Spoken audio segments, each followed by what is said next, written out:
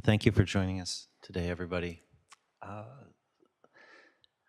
this is not a Teisho or a Dharma talk. Uh, Everybody who can do that in our community is on another continent. And so Rinsen has asked some of us to offer an encouragement talk, and we definitely need encouragement. This is not a practice we can do alone, evidenced by the fact that mom and dad and big sister are away, and we completely forgot to run the stream until now. Hello, internet. Um, and yeah, it takes that whole takes a village aspect of this. And so we're here just to sort of offer our experience. Those of us who have been on retreat have had some experience of open sozan. What is our experience of practice? And so an encouragement talk is very much that. People who are practicing, encouraging us to practice. And yeah, let's hear from Kensei.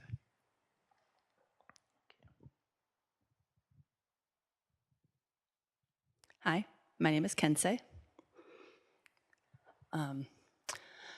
Let's see, we found our way into the Sangha about maybe 5 years ago. Some of you don't know me. I was super sick at that time, like really sick, not a little sick, but like heart failure, oxygen, constant IV therapy sick. And as soon as we came in to the Sangha, I knew it was our place. And, it was just right. And then I kind of looked around at the other people and I was like, oh my gosh, like, I cannot do this like this. I can't do this as good as all these people are doing this. I can't hardly breathe. I mean, I can count my breaths and each one means a lot. But I can't go to retreats or show up on Wednesday nights or sometimes even sit for 20 minutes, like for real. There's a literal physical barrier. But there was also, you can probably already tell from what I was saying, there's also a serious mental obstacle too of, I can't do it as good as the people I've talked to. I can't, this isn't accessible to me, even though I feel it resonating with me and I want to be a part of it. It just didn't seem like it was accessible. And then one time, Rinsen was speaking, and I was lucky enough to be there that Sunday because I really couldn't come very much. It was a 4-day project to come to a service for me with the rest in the recovery time. But the one Sunday we were there, and he was speaking about, being at the center of the mandala of your life. And at that time, my life was really taking care of my health and trying to stay alive and raising my 3 kids. And yet it was so overwhelming at the time. And I had been struggling for so long. By that time I'd been struggling with my health for 5 years at that level and starting to get worse. And I was really angry about that. I was really sad. I felt like I was missing everything. I was in my 30s and, that was how I was having to live my life. And the idea of actually living in the center of that and being that life, it was just something I needed. And to establish a practice that was so beyond what I felt like, like I said, the forms that I saw being used were not things that I could engage in at that time. And, through reaching out to the teachers and some of the more experienced Sangha members, I learned to establish, what outwardly looks like a really small practice, like lighting some incense and maybe sitting for 5 minutes. And now it's been, for a few years. My circumstances have changed, obviously, a lot physically. And I can practice now, in the forms that are closer to what I saw at the beginning and what I wanted to have in my life. But it's kind of weird because it's not actually different. What looked so small and so simple, that incense and sitting, if I could, on the cushion for 5 or 10 minutes, and if I couldn't, in the recliner for five minutes, every day. But just having that steadfast in my life, and learning to be at that center of my life, and to extend the practice into all the aspects of that mandala. When my circumstances changed and I, like I said, could engage in different ways, and yet the same exact way. Now, right now, I'm at another challenging point in my life, and they don't stop coming, the challenges. And I find two things. One is I look around at so many people in the Sangha, and I see how they're practicing despite, not despite, in the middle of, with all the hot messes that we all have, and the huge things. And I think back to my time when, I would be in the hospital for weeks, or just so sick, and still having that, staying engaged in that practice. And I feel like I'm nothing special, got a million bad habits. But if I can do that, I feel like anybody can. We all can find time to have whatever practice actually is in the mandala of our lives. And I'm just really so grateful that I've been able to engage with you all, and in the practice, and with the Dharma, and with our teachers. I do wish I'd reached out earlier in my life, even more, because people are here to help, and they're here. You still have to do the work yourself, but the Sangha and the teachers and the Dharma, it's all here, and it's all within all of us, it's whole already. So, am I talking too long? A little bit, okay. So I'll just conclude by saying, just try to find a little way to start, and to stick with it, and to keep it steadfast, and see what happens. I've spoken.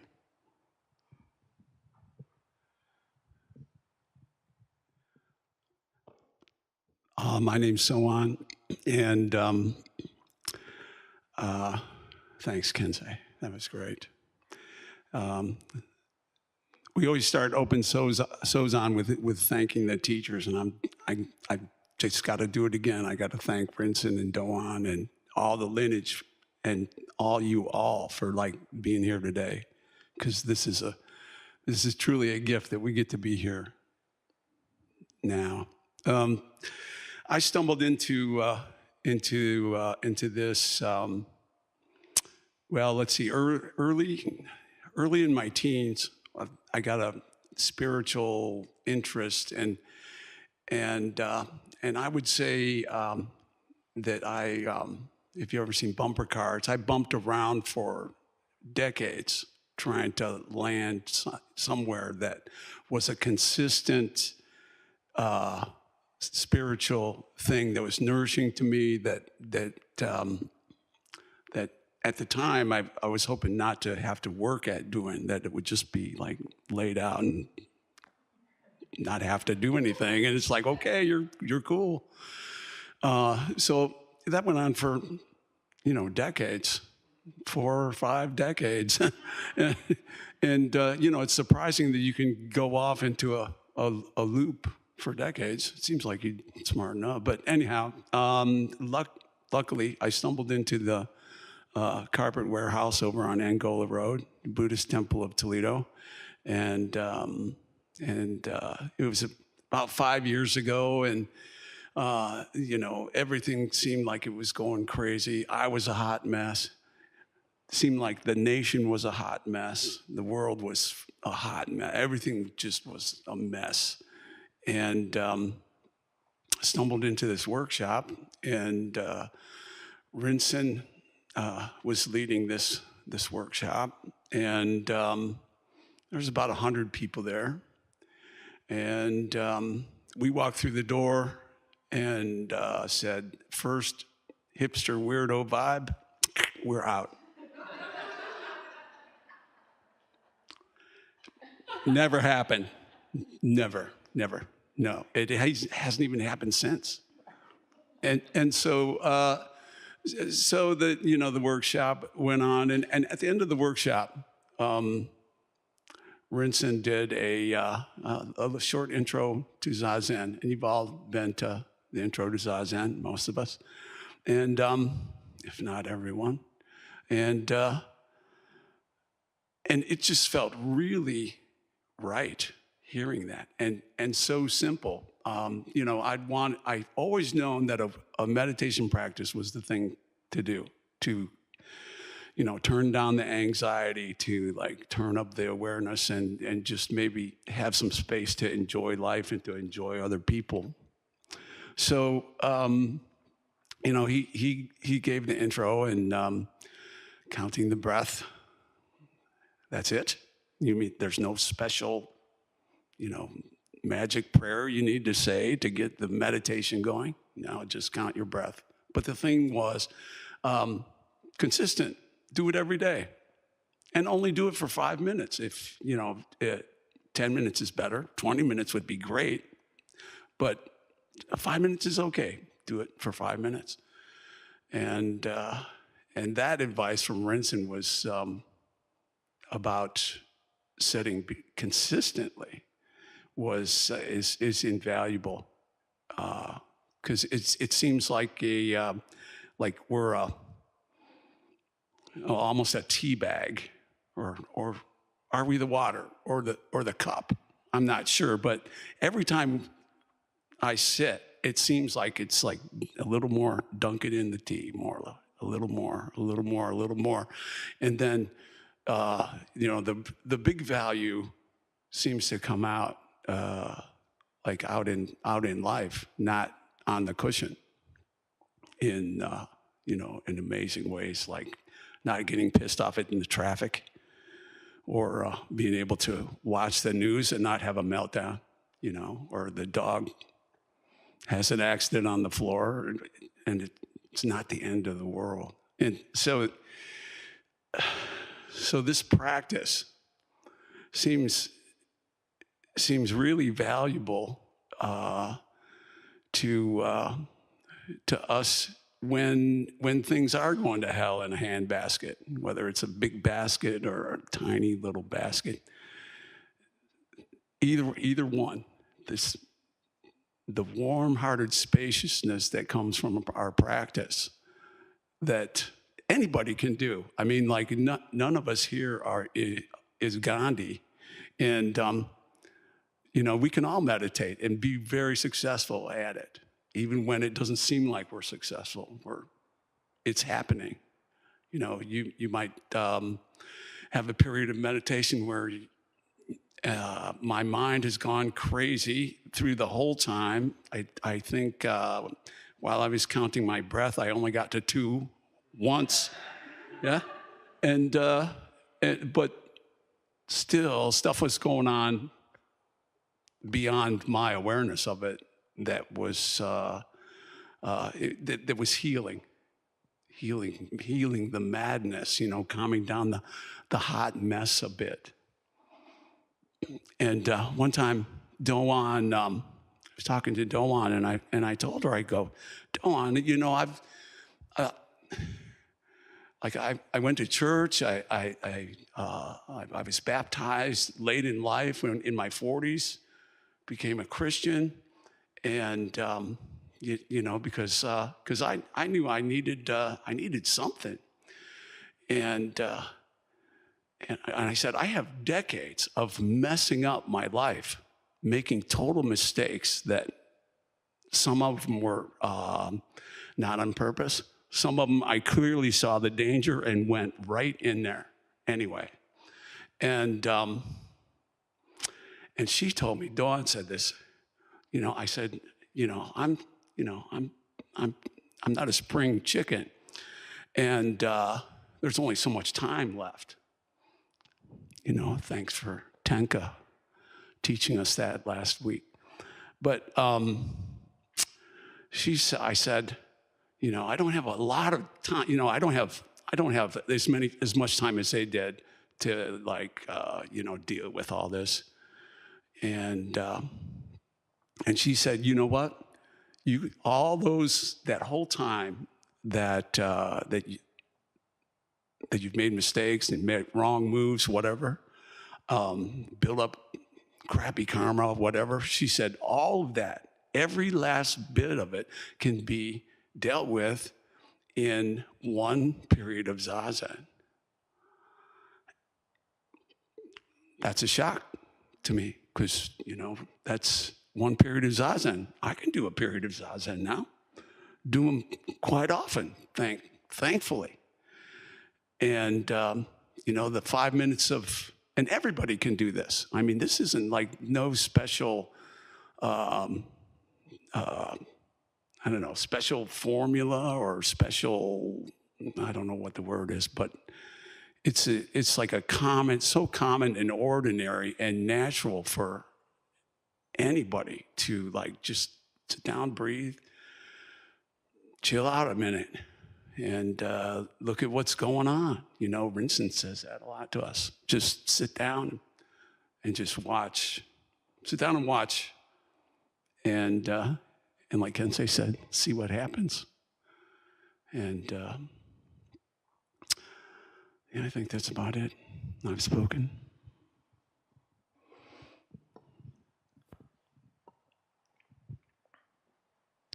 My name is Kaishin.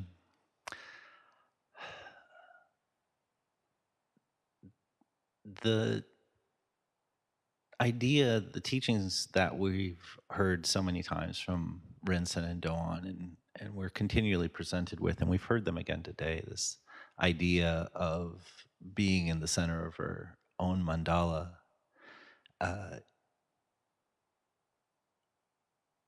The really neat thing is that mandala is already around you. So I've often played with this whole when's the right time to get started, to really dig in things, looking for the perfect time. And the thing that it's taken me a long time to realize, and the structure of this and the patience of our teachers has just been wonderful. And it's already going. There's no waiting to start. It's unfolding around you right now. And every now and then we get little windows into that unfolding. Eventually it's unfolded.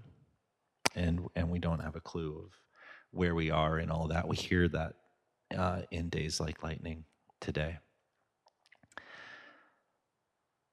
And I can remember in my Jukai class, one of our Dharma sisters, Kaisho, who's here fairly often, this older lady, and she was in her 70s when we did Jukai.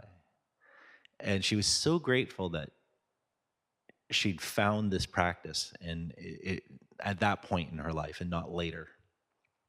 Right? I thought that was a really nice mindset, because all we can do is really dig in exactly right where we are. And we can hear that over and over and over and over again. And it just, oh yeah, okay, I got that. And there's a reason we hear it over and over and over again, because we don't have it. And even when we have it, we slip out of it. Like, there's so many things in the stories that I've heard from Rinsen and Doan when they're teaching, where the person in the story is trapped. They're somewhere and they can't get out. And we miss that so often as a pointer of it's you. it's me right here now. I'm, not waiting for someone to come along. When I first came here, it was a meditation group in the front room of a dojo. I met this guy, Chikyo, uh, and we did Aikido together. And then eventually we stopped calling him Chikyo. We started calling him Rinsen because he'd done Jukai again with Myotai. And there's this fun little story that I'll have in my head every now and then. I sensed that Rinsen was a teacher even before he was teaching. And I wanted to be a part of that community, and I knew that it would grow. And this beautiful thing that we've all built together as a Sangha, in that story in my head, it's like, oh, we'll plant the seed and we'll grow it because we need the shade now. But it's kind of down the road.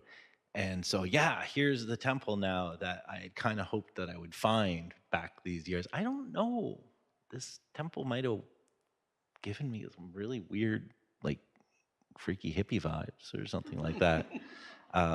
If I'd encountered it back then. But this, every step along the way, there's just that teaching to sit here and, count that breath, be in the middle of your own life, encounter what's come up. And if we think there's going to be this new cool teaching or this new form that's going to come up and that's going to, solve everything, and whatever arises or doesn't arise, we get the same message. We get told, you're already in the middle of it. See it, acknowledge it, come back to the breath. And really, really grateful for the teachers and the lineage in their patience, in the fact that when we encounter that, we don't really get it. Oh yeah, I got it. Okay, yeah.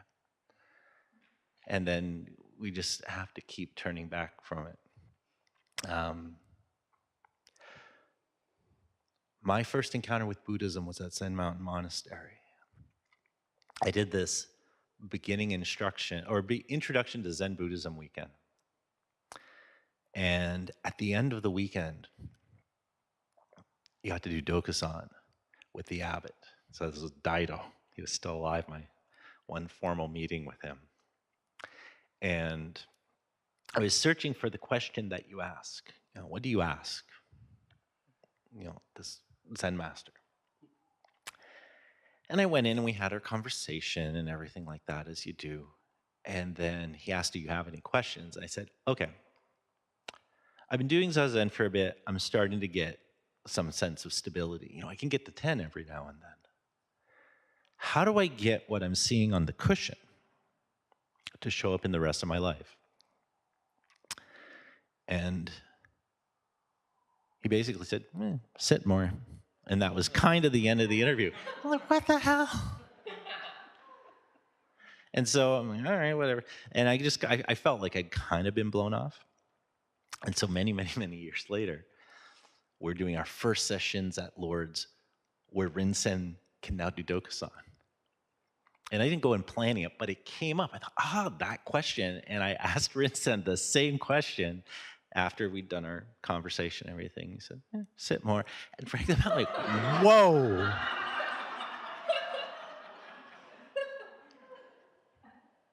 All right, we probably sit more. And so I'm really inspired when I, for as long as I know how long I've known you, and to know that, you've sat at least 5 minutes a day, every single day since that time. That's inspiring.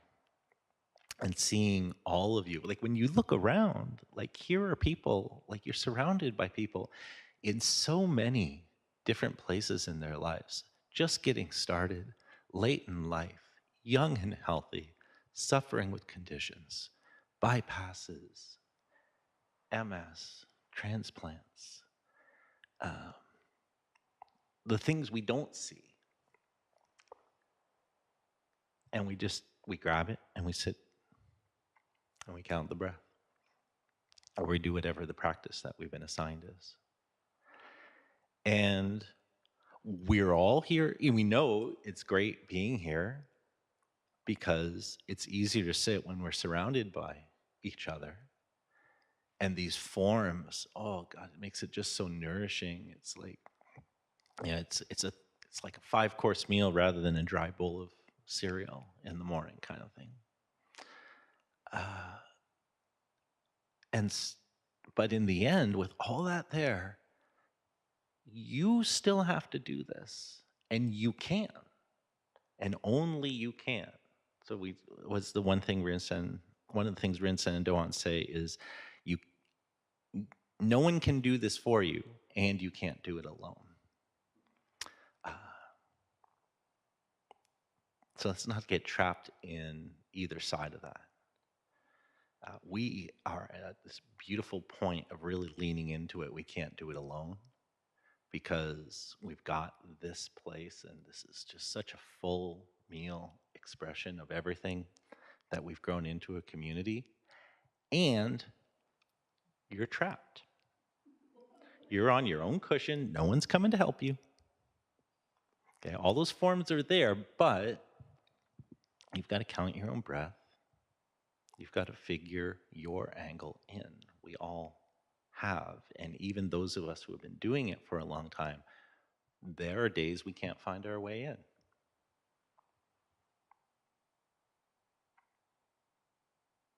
So you find another way in. And sometimes finding another way in means taking care. You know, you need to stop. You need to step back. You need to take care of yourself. You need to make sure your house is in order. You need to make sure your house is in order. And this place is always here. Well, this place is always here. We have the practice. Okay. Everyone at the top who guides us, the people in the teaching element of the structure, they're gone. What if they never came back? What if we could never gather again? We've been told in this lesson, I remember very clearly from Rinzan, is you have everything you need to practice.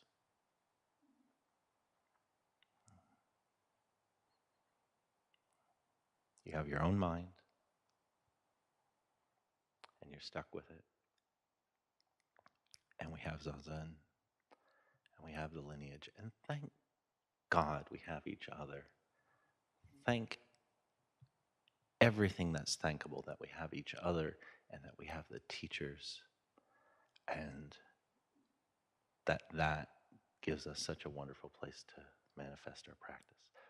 But it's still on us, each one of us, to dig in. So I hope you do, because my practice that I can only do myself is incredibly supported by your practice. By knowing that Zazen happens, knowing those people here on Wednesday nights when I cannot be. And we should view our practice and our support of each other in such a way. I have spoken. So let's conclude with the Bodhisattva vows, please.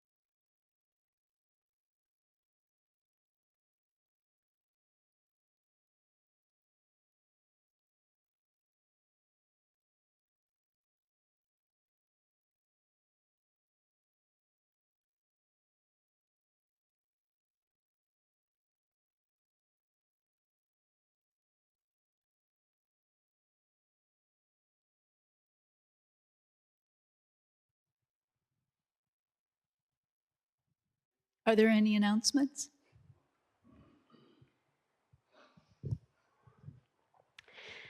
A couple announcements. We are leading up to the end of our season of intensive practice Ango over the next couple weeks.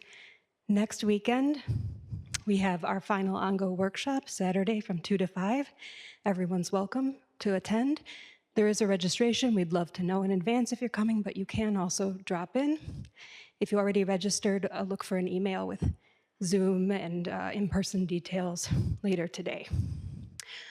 So that's next Saturday. Then we're closing up our Ango with our Ango closing session the weekend of the 18th, 17th, 18th, 19th. And then on that Sunday service, that weekend will be our big Ango closing ceremony. Great fun, highly recommend. If you'd like to come to that session and you haven't yet registered, well, if you know what that means, get on it. If you are interested in coming to your first session ever, there's still enough time for us to maybe schedule a connection to do a little screener interview and figure out if session's a good next step for you, but we'll need to do that in the next couple days. So contact me, as we say, if you're interested in attending June session.